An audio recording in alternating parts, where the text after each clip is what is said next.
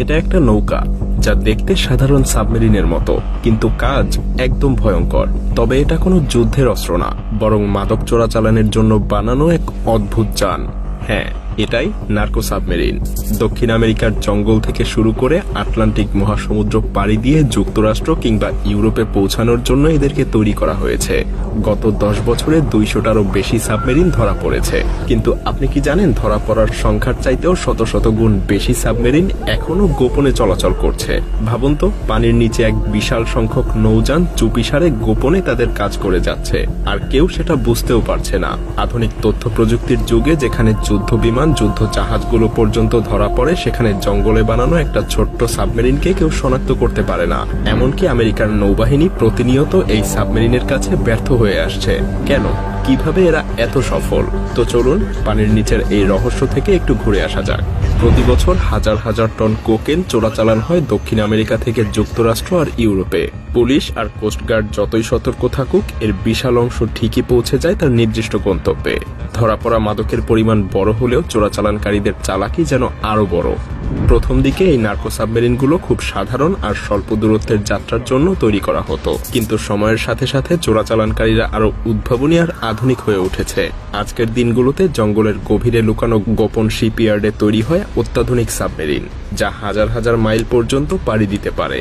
Cartel আর আইন শৃঙ্খলা বাহিনীর এই যুদ্ধ যেন এক চিরন্তন ইঁদুর বিড়ালের খেলা। কার্টেল নতুন নতুন পদ্ধতি আর প্রযুক্তি উদ্ভাবন করে, আর পুলিশ এবং কোস্টগার্ড সেই সমস্ত থামাতে নতুন নতুন কৌশল নিয়ে আসে। কিন্তু এটাই তো চ্যালেঞ্জ, কার্টেলগুলো এতটা দক্ষ আর আধুনিক কিভাবে হয়ে উঠেছে। চলুন এবার সেগুলোর গভীরে যাওয়া যাক। যদিও চোরাচালানের শুরুর দিকে নার্কো সাবমেরিনগুলো ছিল বেশ সহজ নকশার। এগুলো খুব বেশি জটিল কিছু ছিল না। 46 ফুট লম্বা, যা সমুদ্রের পানির নিচে কিছুটা লুকিয়ে চলতে পারত। এর মাথা পানির নিচে থাকতো, আর রং এমন ভাবে করা হতো যেন সমুদ্রের সাথে মিশে যেতে পারে, ফলে রাডারের চোখ এড়িয়ে চলতে পারত এই সাবমেরিন। কিন্তু এর ভেতরটা কেমন? এক কথায় মোটেও আরামদায়ক না। ক্রুরা থাকতো খুবই সংকীর্ণ জায়গায়। পেছনে থাকতো ডিজেল ইঞ্জিন, মাঝখানে ক্রুদের ঘুমানোর জন্য ছোট্ট জায়গা, আর সামনে মাদকের ব্যাগ। একটা সাবমেরিন প্রায় 7 থেকে 8 টন পর্যন্ত কোকেন বহন করতে পারত। এত ওজন নিয়ে সাবমেরিনটাকে পানির নিচে নামিয়ে রাখা হতো যেন সহজে কেউ দেখতে না পায়। এভাবে সাবমেরিনগুলো দিনরাত সমুদ্র পাড়ি দিত।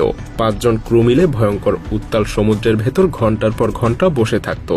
কিন্তু এই যাত্রা থেমে যেত এক মুহূর্তে যদি কোস্টগার্ড তাদেরকে শনাক্ত করতে পারত। মজার ব্যাপার হলো, একবার ধরা পড়লে চোরাচালানকারীরা চেষ্টা করত পুরো সাবমেরিন পানির নিচে ডুবিয়ে দিতে, কিন্তু সবসময় সেটা সম্ভব হতো না। এই সাধারণ নকশাগুলোই একসময় মাদক কার্টেলগুলোকে অনেক বড় বড় সাফল্য এনে দিয়েছিল। তবে এখনকার উন্নত প্রযুক্তির তুলনায় এগুলো যেন এখন পুরনো দিনের স্মৃতি। কার্টেলগুলো যখন বুঝতে পারলো যে সমুদ্র পাড়ি দিতে হলে আরো উন্নত নকশা দরকার, তখন তারা সাবমেরিনগুলোকে আরো বড় এবং শক্তিশালী করে তুলল। এভাবে জন্ম হলো 65 ফুট লম্বা উন্নত নার্কো সাবমেরিনগুলোর। এগুলো শুধু বড়ই না, বরং অনেক বেশি ক্ষমতাশালী, যা পুরো আটলান্টিক মহাসমুদ্র পাড়ি দিতে সক্ষম। কিন্তু এই যাত্রা মোটেও সহজ না। ক্রুদের জন্য এখানে নেই কোনো আরাম। ঘুমানোর বিছানার জায়গায় তাদেরকে প্লাস্টিক ব্যাগ আর শক্ত ফাইবার গ্লাসের মেঝেতে শুতে হয়। শৌচাগারের বদলে ব্যবহার করতে হয় প্লাস্টিক ব্যাগ। খাবার বলতে আছে শুধু এনার্জি বার, চাল আর স্যাডিনের ক্যান। সমুদ্রের উত্তাল ঢেউ, পথ হারানোর ভয় আর কোস্টগার্ডের নজরদারির মধ্যেও এই সাবমেরিনগুলো তাদের লক্ষ্য পূরণের জন্য চলতে থাকে। কিন্তু কখনো কখনো সবকিছু পরিকল্পনা অনুযায়ী হয় না। যেমন একটা ঘটনা বলি, কিছু বছর আগে একটা উন্নত নার্কো সাবমেরিন আটলান্টিক পাড়ি দিতে গিয়ে জ্বালানি ফুরিয়ে ফেলে। 2 সপ্তাহের যাত্রা 1 মাসে রূপ নেয়।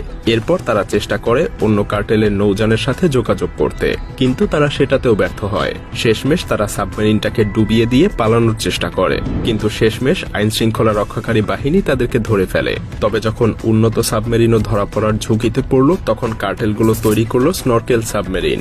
এটা এমন এক নৌযান যা পুরোপুরি পানির নিচে ডুবে চলতে পারে। শুধু উপরের দিকে থাকে ছোট্ট একটা পাইপ। এই পাইপ দিয়ে বাতাস ঢোকে আর ইঞ্জিন ঠান্ডা রাখে। এই 65 ফুট লম্বা সাবমেরিনগুলো ফাইবার গ্লাস দিয়ে তৈরি, যাতে সেগুলো সহজে রাডারে ধরা না পড়ে। এটা প্রায় 8 টন পর্যন্ত কোকেন বহন করতে পারে, এবং এগুলো এতটাই গোপনীয় যে সমুদ্রে কোনো স্নরকেল সাবমেরিন এখন পর্যন্ত ধরা পড়েনি। সত্যি বলতে জঙ্গলের ভেতরে এ ধরনের উন্নত নকশার সাবমেরিন তৈরি করা আসলেই অবিশ্বাস্য। কার্টেলরা যেন সবসময় আরো এক ধাপ এগিয়েই থাকে। মজার ব্যাপার হলো, যখন স্নরকেল সাবমেরিনের উন্নত প্রযুক্তি সবার নজর কাড়ছিল, তখন কার্টেল আরেকটা বিপ্লবী ধারণা নিয়ে আসে। বৈদ্যুতিক সাবমেরিন, এটা যেন একদম নীরব আর পুরোপুরি অদৃশ্য চোরাচালানের এক মেশিন। ৩৯ ফুট লম্বা এই সাবমেরিনে কোনো ডিজেল ইঞ্জিন নেই, এটা পুরোটাই চলে 10 টন ব্যাটারির শক্তিতে। এই ব্যাটারি চালিত সাবমেরিন 12 ঘন্টা পর্যন্ত 5 কিলোমিটার প্রতি ঘন্টা গতিতে চলতে পারে। যদিও এর গতি কম, কিন্তু এটা পুরোপুরি পানির নিচ দিয়ে চলতে পারে এবং বড় নৌযানের সাথে যুক্ত হয়ে বেশি দূরত্ব পাড়ি দেয়। সবচেয়ে চমকপ্রদ ব্যাপার, এই সাবমেরিনের গোপনীয়তা এতটাই নিখুঁত যে সমুদ্রে কখনোই এর দেখা মেলেনি। শুধু কলম্বিয়ার জঙ্গলে মাত্র একটা সাবমেরিন পাওয়া গিয়েছিল। কার্টেলরা এটাকে শেষ অস্ত্র হিসেবে তৈরি করে রেখেছে, যা ধরা পড়ার সম্ভাবনা প্রায় শূন্যের কাছাকাছি। তবে যখন আপনি ভাববেন কার্টেলের এসব জটিল মেশিনগুলো হয়তো শুধু প্রযুক্তির গুণ, তখনই সামনে আসে আরেকটা নাম, অস্কার মরেনো রিকার্ডো। তাকে বলা হয় নার্কো সাবমেরিনের রাজা। Drugs and disappearing. Here's tonight's Marshall's Most Wanted. 38-year-old Ricardo Moreno served 41 months in prison for felon in possession of a firearm. জঙ্গলের গভীরে নদীর পাড়ে লুকানো শিপইয়ার্ডে এই মানুষটা তৈরি করত এমন এক সাবমেরিন যা হাজার হাজার মাইল পর্যন্ত পাড়ি দিতে সক্ষম। তার তৈরি সাবমেরিনগুলো যেন কার্টেলের জন্য সাফল্যের টিকিট ছিল। কিন্তু 2022 সালে রিকার্ডোর দিন শেষ হয়।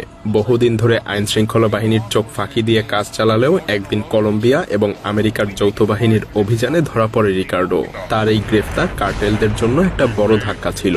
অস্কার মরেনো রিকার্ডোর গ্রেফতার হয়তো নার্কো সাবমেরিনের একটা মাত্র অধ্যায়ের সমাপ্তি, কিন্তু এর মানে এই না যে এর লড়াই শেষ।